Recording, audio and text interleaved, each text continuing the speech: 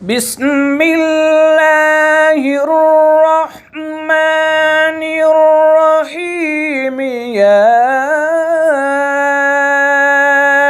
أيتها النفس المطمئنة ارجعي إلى ربك راضية مرضية